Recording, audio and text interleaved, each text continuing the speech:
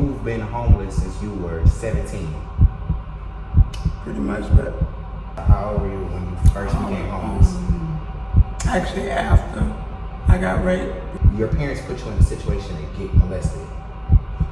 Yeah. Did you ever do coke, Yes. crack, Tried it. or are you a prostitute? No, I'm an escort more or less. Was it ever like a time where an individual like held you down and there's no money in your pocket and you can't figure out a way to eat? How do you survive? Like, do you steal? What happens? Disclaimer: this is an extremely sensitive episode. So, what's up, everybody? Welcome back to my channel. My name is Trey Jerome, and we are now watching the first episode of my new series on my YouTube channel, Talking to the Voiceless. Today, I am here with a guest. Who are you? I'm Promise. Promise. Okay. And where are you from, Promise? I'm originally from Atlanta. From Mississippi raised. From Mississippi raised you. Okay. And I don't know if you mind if I tell them how I met you. Oh, it's fine. Okay, so I met Promise. You were at we literally just met less than 10 minutes ago. Right. And her and we talked. I walked up to her and I said I actually would love to talk to you about my YouTube channel. So here, when it comes to Talking to the Voiceless, I really just want to give those people a voice who don't have a voice. A lot of platforms, they like to talk to people who just have these major platforms in this lavish lifestyle, but that's not the real life for everybody. So here, I want you to get as vulnerable as you feel comfortable. Tell as much as you want, because there's somebody at home that's looking up to you, and that can relate to your story. So let's talk about it. So let's start with your upbringing. How was that for you coming up in Mississippi? You were born. Mm-hmm. Okay. It's small town like Atlanta. Became small and big in a way too. Okay. So I had to really focus on being accustomed to growing on Atlanta. Oh, okay. So when did you move to Atlanta? Basically when I start actually finishing up high school. High school. Okay. So you was born in Mississippi though. So talk to us about Mississippi, because when I think of Mississippi, so I'm from the city, so I think of cornfields, pigs, hogs, dogs. Yeah, everybody don't into the bottom of the Mexico, go from Mexico. Okay. So therefore, we always forget it was beautiful growing up because a lot of veterans found their escape out there. So therefore, it's not a basic city. We have more casinos than anything. Oh, for real? Yeah, that's our landmark. Oh wow. See, I really never knew that. So now tell me about the household that you grew up in. Anywhere I lived at, everybody was accustomed to being family. Family? Mm-hmm. So you were family oriented? Yeah, very family oriented. Okay. I never had no side to choose.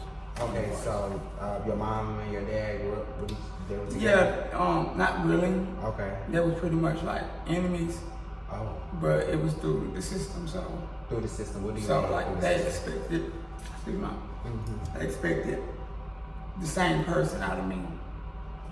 And I had a brother in a way that was we was all So this was before the transition. Mm-hmm. So your family wanted you to be like your brother.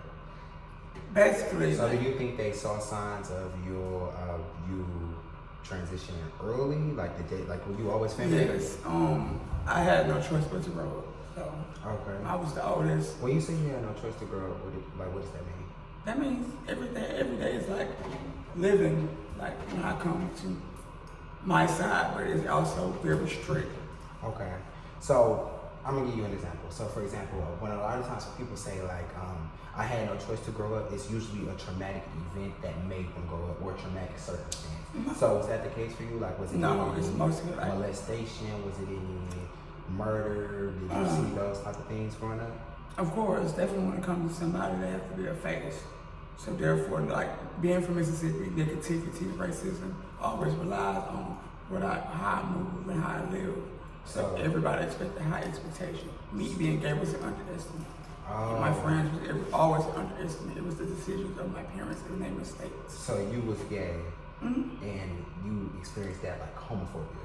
Yeah, but it caused confusion when I became confusion. So more than abuse, talking to me how we're talking, it's so easy for me to open up. So therefore, like insults was like amusing. Wow. Yeah. So was I'm sorry, I'm just looking at the camera so I can. Yeah, no, it was like a mirror reflection of So, like. do you remember what age you experienced molestation? When I agreed to be with somebody. When you agreed, So when I'm with somebody, like I'm with their whole culture. So therefore, like if I make a decision and any feel like how we talking, you're allowing me to form the conversation, right? Yeah. I would allow the time in the conversation because I would look at you like you're something I need to know about. Right. So Right, when you say so- molestation, so when I say molestation, I mean, were you ever raped? Yes. What age were you raped at the first time, or was it many?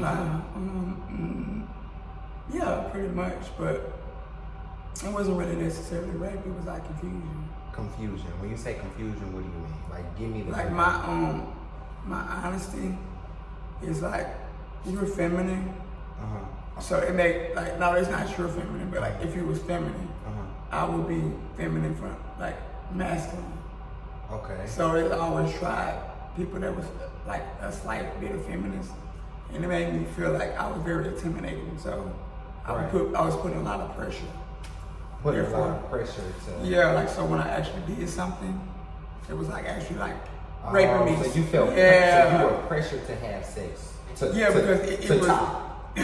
not to top necessarily, but like to be on top. Like having sex with you was like rape in a way. Oh, okay. But so no therefore- one never forcefully raped you though. Like no one ever pinned you down and you were trying to fight away from that and saying it made you and touch your body parts inappropriately.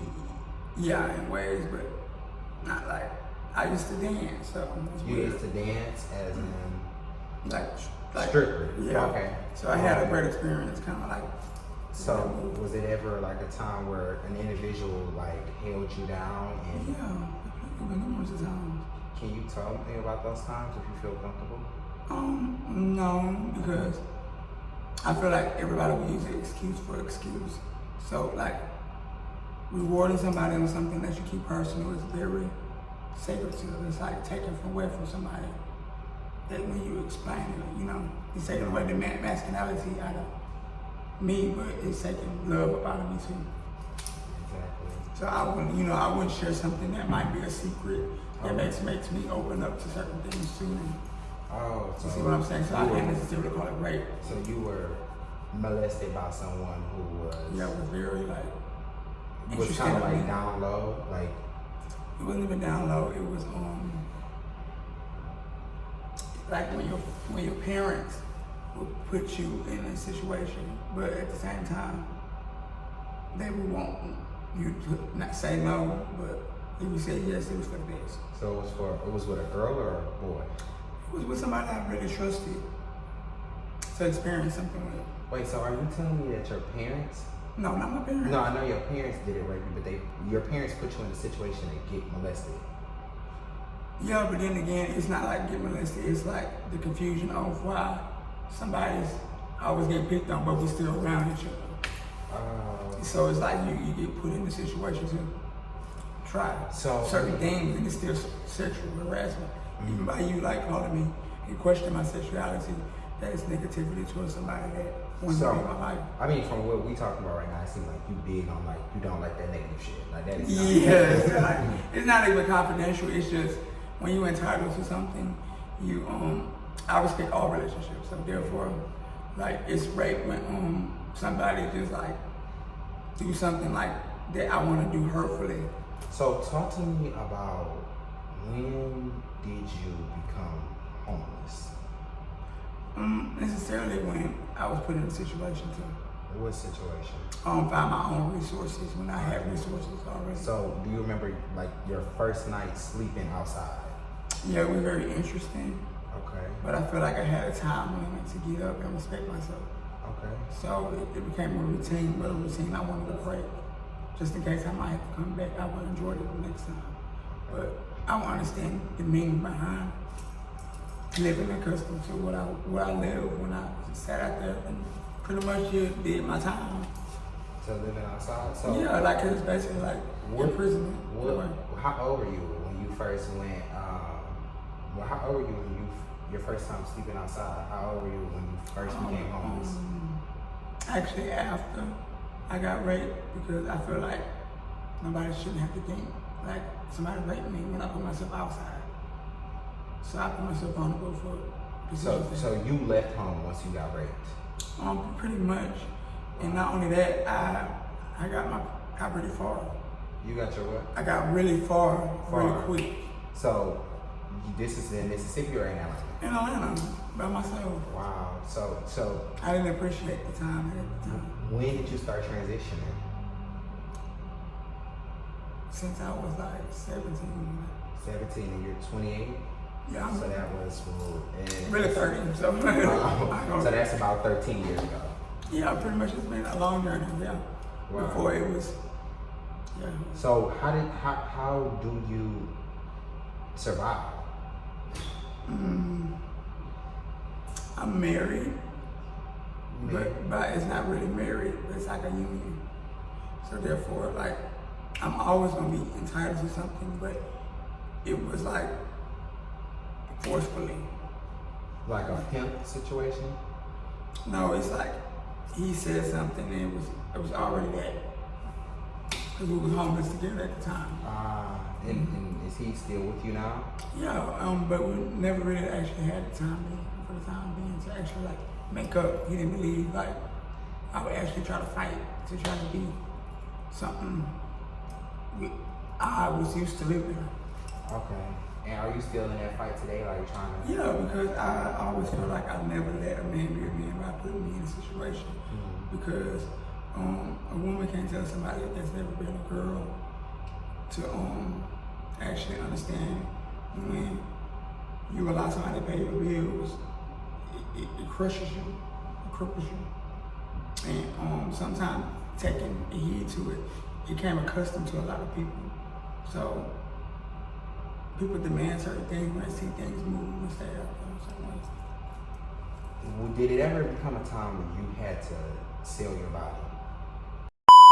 I feel like everybody have a chance to sell it. So you did. I sell your body, but you know. Yeah. So you did sell your body at a point in time. Like, was there ever a time where you were a prostitute, or are you a prostitute? No, I'm an escort more. So tell me the difference between an escort and a prostitute. A prostitute like enjoys and put a price on it. Oh. An escort is certain things, certain levels, certain timing, and the right timing can, be still repetitive, but the mutual of the meeting, it gets better. So it was kind of like me learning myself all over again. So do you remember your first time linking with a man? I necessarily didn't. Like, it was always somebody that had something better than the next one. Sometimes my $40 would be better than my $200. So how much what's the highest amount that you ever got paid for some ass? Well, my rent paid every month. You got your rent paid every month? Okay. No, I rent paid every month. Basically, I used to just do this and get my rent paid. Just talk. And then private, naked, no pictures, nothing. Okay. But and was there ever a time where you were selling your body and somebody ran off? Like somebody said, I'm not paying this girl? No, yeah, but they took a picture of my viewing and just took a picture and said, you deserve a little bit more money. And I was like, that's very offensive. Why I even offer to even have answer to the suggestion of how much you had. And So how much, God walks in here right now, he says, hey, I want to fuck you. How much do you charge him? I don't put a price on nothing yet. Oh, so it's all about how much he give you. Wow. Okay. And so it's not really so I don't look at it as prostitution. Because sometimes it's like venting through energy. So I do certain things that it's fetishes. So I'm a fetish, so I feel Do you think, because you are a transgender woman, do you think you are a fetish for a lot of men? No, because I try to be a statistic of a fetish. So it's certain things I open up to. So what you mean? What might please you Might makes you feel comfortable switching different ways. But how can you make me feel like something was going on? So I'm saying, do you think it's men that walk out in the world, or excuse me, that go out at night and saying, I'm looking for transgender women? Yeah, we have those that always feel like this one of them better than the other one. So now so you've been homeless since you were 17. Pretty much, but my mom had us stay, but yeah. And now you're 30. Mm-hmm. I want to ask you a question, and it might get personal. How many people have you seen go? I don't even see them go, man, but it's a lot. It's a lot of people that you lost. Mm-hmm. Now, when you are experiencing grief or experiencing the trauma that you would face, do you ever cope with it? Like maybe with drugs? Yes, but I worry sometimes because it's enjoyable by itself. So, but I don't never let myself get to the point to where you're not gonna make me keep thinking something. It's something I need. It's like a balance. I look at it as a balance. So, when was your first time trying a drug, and what was the drug? Marijuana. Marijuana? Okay. What about a hardcore drug? When was your first time trying a hardcore drug, like coke? 2016. 2016. And what drug was it? Methamphetamine. Methamphetamine. Is that like your drug of choice? I mean, it's not really, yeah. It's a little speed, a little boost of coffee. Okay. Did you ever do coke? Yes. Crack? Tried it. I mean, you can't honestly try it. I've seen people never know. And did anybody in your family do drugs like coke, crack, methamphetamine? They do. I think everybody do, but nobody knows. Have you ever been a victim of domestic abuse? How many times? A lot. I'm sorry. And was this by a lover? Was this by just random men that you were prostituting yourself for? It's not them. It's about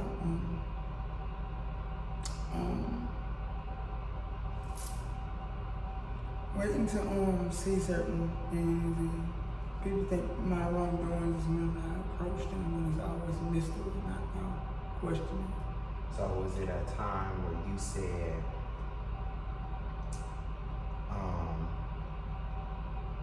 was there a time where you were living with a man and he was whooping you? Like whooping me? Yeah, like beating you up. How did you get out of that situation? I had to tell myself before I met up with him, I would never disrespect a man in me. They always look above me, look at me as his equal. He looked down on you. He didn't even look down on me. He never trusted me when I told him, it hurts my heart that I had to put your hands on you. He never trusted me. You turn around and put your hands on me. You've seen things that I never understood about. So, how dare you? Now, I must ask, because I'm pretty sure the viewers are going to want to know.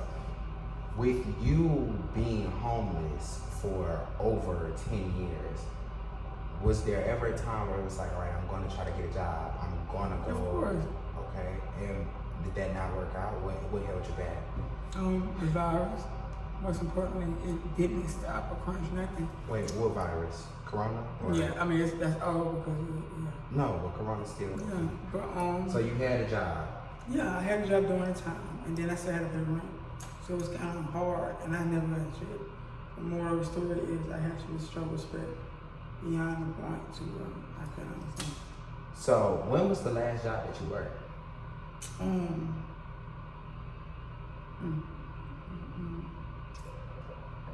Taco Bell.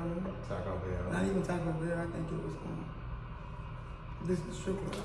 Strip club? And how old were you? 24, 25. And that was 6 years ago at an estimate? Mm-hmm. So now, I think I want to get into what a lot of people are going to want to know. Atlanta is obviously a huge, LGBTQ plus scene. It has a big gay scene. How did you know you were born a man, but you were a woman? What made you transition?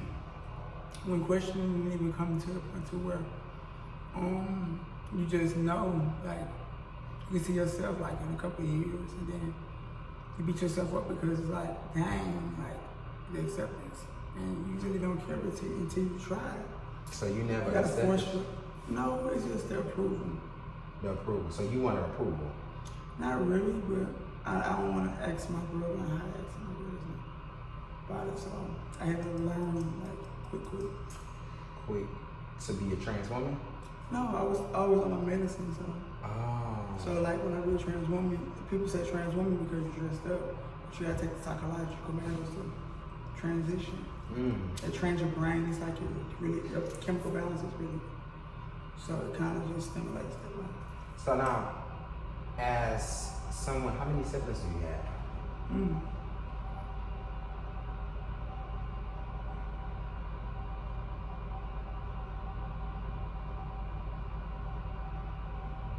Okay. Oh, no. You just you need some water? No, I just. How many siblings I got? How many siblings? Yes. I just had a brain. Okay. It's weird because I don't say, but anyway, I have like four. Four. I All have boys. Mostly boys, one girl. Do you talk to them? Yeah, I have a big eternal lifestyle family, so I can't. But then again, I gotta worry about them too. So, where are your siblings now? I mean, we take turns. Take turns. Like I spend time with them, and then when my people come back in town, I go back home. Pretty much the summer, like school and all that. So, do they send you back? Somewhat, sometimes no. So, why do you leave? Why do I leave? To remind myself what is appropriate sometimes for myself. What do you mean what's appropriate? What?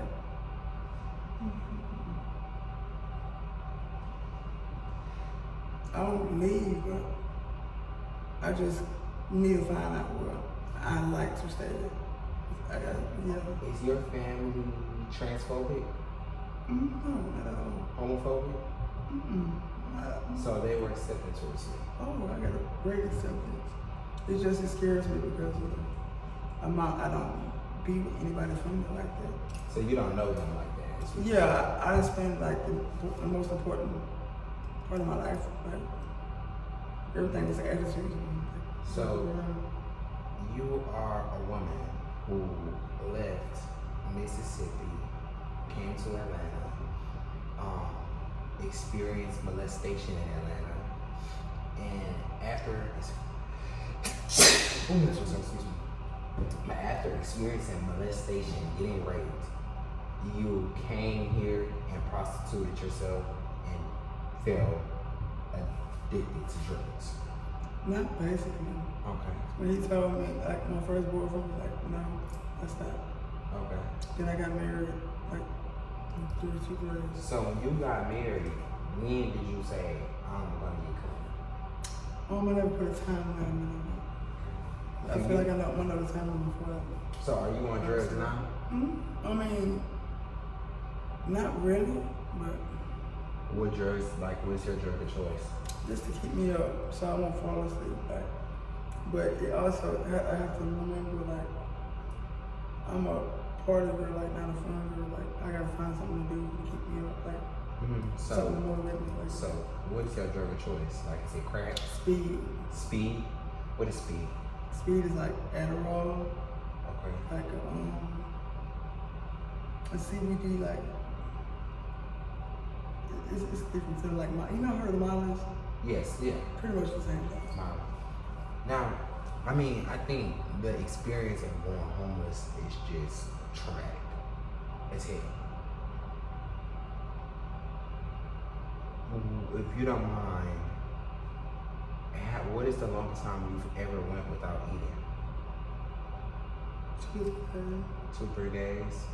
And how, like, when there's no money in your pocket and you can't figure out a way to eat, how do you survive? Like, do you steal? What happens?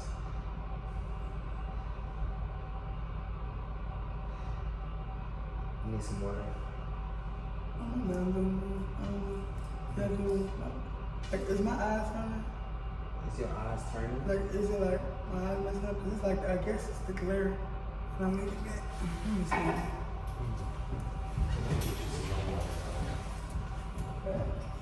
What about you?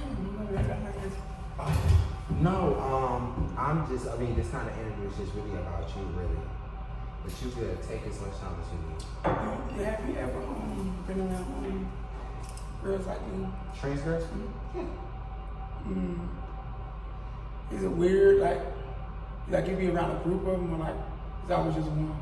Probably one, but for me it's not weird. I'm pretty secure in myself, so I don't feel the need to be transphobic or I don't judge anybody because at the end of the day I'm not God. And when Judgment Day comes, I'm going to answer about my sins, not yours. You know what I'm saying? So I don't judge anybody's lifestyle. Everybody lives their life, and I don't think somebody being trans defines who they are. Yeah, it's the whole situation.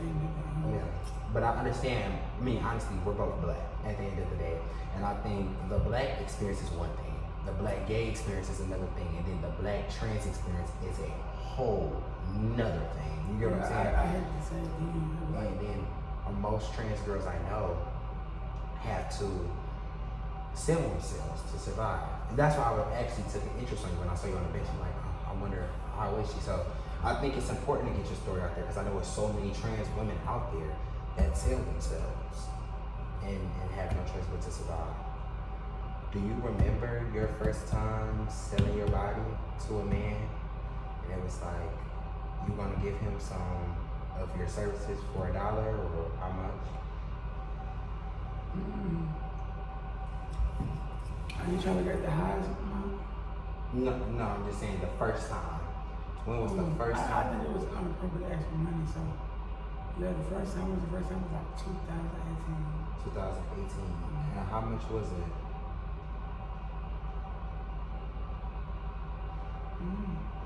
Oh, well, how much was it? Yeah. My first encounter was like, I don't even remember, but I had like $100. Like $100? Yeah, just for like really nothing. So if a man comes in here right now and he says, I want a blowjob, how much do you charge him? Look at the name and then. A blowjob, like if he wants you to suck his dick, how much you gonna charge him? I don't put a price on it like. You don't put a price on it, so if he give you $2, cool. So how much is speed? I'm not sure.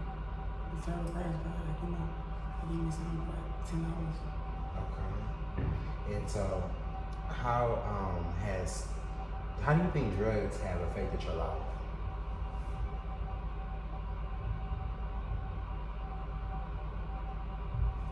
You okay? You want some more water, girl?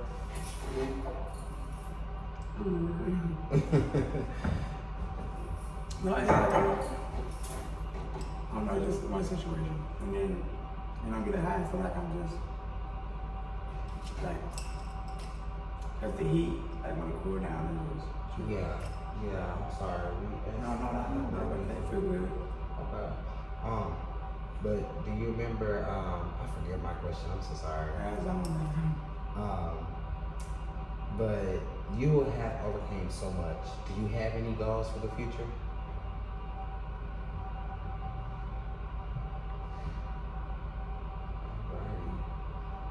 Alright. Well, you know what? I appreciate your time. I appreciate your energy. And I really appreciate you coming on this podcast. No. You are okay. You need your rest. You have your food. You got some sandwiches that is all yours to keep. And you have a blessing, okay? And if you want to tell the viewers anything, what do you want to tell them? No matter what situation you go through, I always believe there's always a better outcome before an ending is decided or for you. So you can make the best out of any situation you want to in the future. So you remind me that. So I'm sorry, like, I shut down, but No. it's like, it's a translation to. No, trust me, I get it. Well, thank you so much, and you have a blessing, okay? You too. Appreciate you.